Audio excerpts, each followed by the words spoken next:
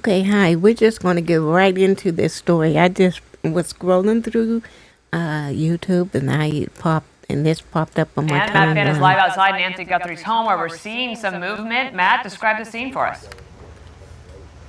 Yeah, in the past couple of minutes, we saw this white tent be put up outside of the front door of Nancy Guthrie's home. Obviously not clear why that tent is there, but it is most certainly blocking view from the public and any passerbys. We imagine there might be some activity happening inside that tent, which is directly in front of Nancy Guthrie's home. Of course, that doorstep has now become such a critical element of this investigation because we have seen that masked figure right outside of that front door. Also, the blood drops leading from the front door down the sidewalk to the gravel driveway. Perhaps the tent is protecting that blood and the evidence from the sun, or perhaps there will be ongoing investigations that they want to keep a little more discreet underneath that white tent. But it was just put up moments ago. We'll be sure to keep you updated on any activity going in or out of that tent. It's clear to us on the ground here right now that investigators have really been focusing on the area in and around Nancy Guthrie's home, meaning foot searches on the ground, also over at Annie Guthrie's house as well. Over the past couple of days, our crews have seen foot searches, grid-like searches, all times of the day, morning, noon, and night. In fact, just this morning, really only a couple of hours ago, one of our crew members saw the Pima County Forensic Unit searching a major thoroughfare around here, Campbell Avenue, taking pictures on Campbell Ave, and that was about a mile away from Nancy's house. And then yesterday, investigators found a black glove also on Campbell Avenue, which is a busy street that feeds into Nancy's neighborhood. Then that glove could be the type of clue that could offer critical DNA evidence. And of course, the Nest Cam video that was released outside of Nancy's front door shows that masked figure wearing dark gloves. The surveillance video was released on Tuesday, but so far the FBI has not released a description of the person in that video, meaning estimated height and weight. We're told law enforcement is working on that description, but that ultimately could help the public narrow down exactly who they're looking for out here. So back live outside of Nancy's house, we will keep you updated on the ongoing investigation and developments here in the Tucson area. Back to you guys. Thank you, Matt. Phil? Dana, I want to take you over. Sorry, I thought we were going to play a soundbite there. My bad. Come on over here. We'll get to that soundbite momentarily. Nancy's Guthrie's house is right here. Okay, I want you to show you the location for where that glove was located. I'm going to give you 3 different ways to get there, all right? And it takes no time at all to get from her home, all right? It's 1.5 miles if you fly like a bird. It's 4.5 miles to Annie Guthrie's house if you do the same. But all these roads are such a winding tapestry in this neighborhood. Must be beautiful in the southwestern part of America, but you can go up this road and find your way to that glove location. You can also go this way and find your way. You can also take the shortest route, which puts you here as well. All 3 routes, about a mile, mile and a half, 3 minutes, 4 minutes, you're there. It's only stop signs, no stoplights, it's not far at all. So keep that in mind about this location, whether or not that's significant. This is the glove. The New York Post had a crew there when they found it yesterday on the side of that road. And this is the neighborhood, the tapestry of roads that I described. Everything in yellow on the outside, those are the main roads. Everything in green is just this windy road that takes you, it looks like a tree branch, right? Several tree branches throughout the area. Nancy's home's here. The glove was found there, and we'll see whether or not in the end that makes a hill of beans momentarily. But for more, I want to bring in the NYPD Inspector Paul Morrow, who joins us now. Dana. Paul, good morning to you. So we're day 12, and yesterday morning we had this news from Harvey Levin saying that they had just received a note from somebody who says that they know the kidnapper asking for a Bitcoin. Later on in the day, we get this report that there's one glove found. Now this morning we see the tent outside the house. Based on your experience in terms of investigations, where do you see this on day 12? Is it slowing down, gaining momentum, about the right amount of time being spent in each place?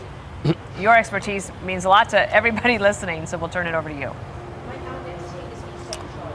So Dana, one thing about investigations, they have peaks and valleys. And right now, I would characterize it, despite the fact that we've had a couple of things that could be significant, I think we're in a little bit of a valley. Now, that doesn't mean that the case has gone cold or that no progress is being made. And just let me explain that, in the past, people got very used to the idea, the first 48, we've all heard that. And that was because the forensics were very, very different. You were working with fingerprints and things that came back much more quickly. You either had a match or you didn't. And you also did that off of interviews and things like that. These days, there is so much digital dust floating around out there that people leave. Never mind things like the fact that cars all have GPSs. These cars are rolling computers. They link to each other. They link to OnStars, things like that. People have dash cams. The point is, there's a lot of stuff that has to be gone through. And you and I worked the Kohlberger case together. And I remember being out there in Idaho when a lot of people were saying the case was cold and making this point, and then it was 6 weeks later. People forget it was 6 weeks before they buttoned that case up. They did it in the way that I'm describing. So could we get a break any day? Sure, we could get it today. And Kesh Patel does say they're making progress and that they're looking at a few people. But I would just say, at this point, we may be into the analysis portion. What's upsetting about that is, of course, Nancy is still out there.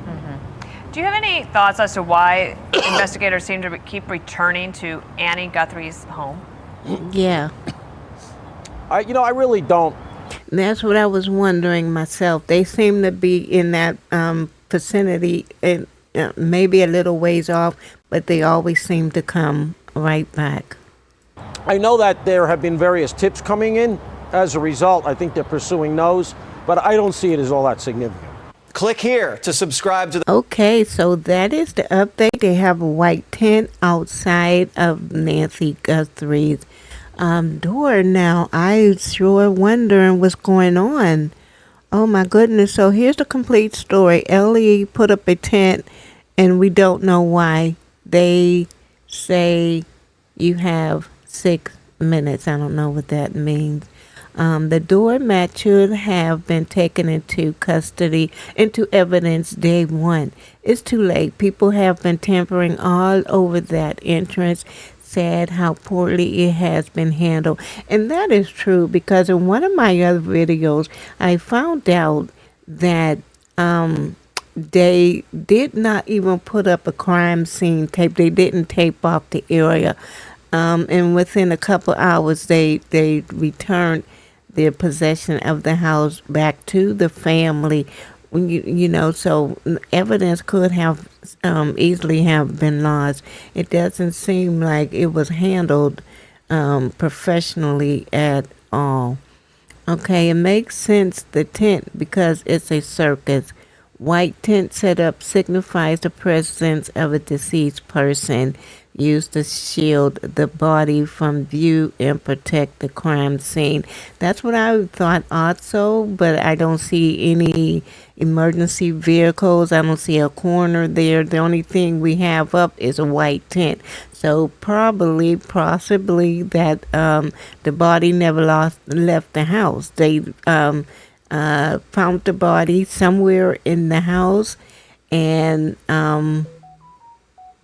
now they don't want to see you bring it outside. I have no answers as to why the white tent is up there all of a sudden. Usually when they put up a white tent, there's it is to shield from public view, but they also have a presence of other people like a coroner and police officers and people related to the case there. And then they also have a yellow tape around the area where the tent is, but I don't see anything. It just looked like they have a white tent. So when I saw that white tent, I was like, is this for publicity, trying to make it seem like they found something and really didn't find anything? I mean, I don't want to think like that, but the way this investigation has gone or is going so far, it makes me wonder. Okay, this is the strangest investigation I have ever seen.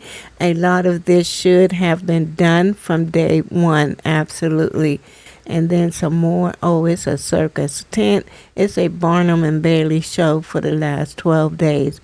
Note to self, don't go missing in Tucson. This is buffoonish. It almost looked like a low budget theater. So that is it. That is the consensus of what the people are thinking in regards to this white tent all of a sudden being up there. Okay, but if as I'm trying to look over here and see if I see any other videos. Any other videos regarding the tent, like update. Like, are they bringing something out? I don't see anything, but there we have it. Okay, so I will keep you updated as I find out more. I will share it, and stay tuned. I'll see you in the next video. Be blessed, y'all.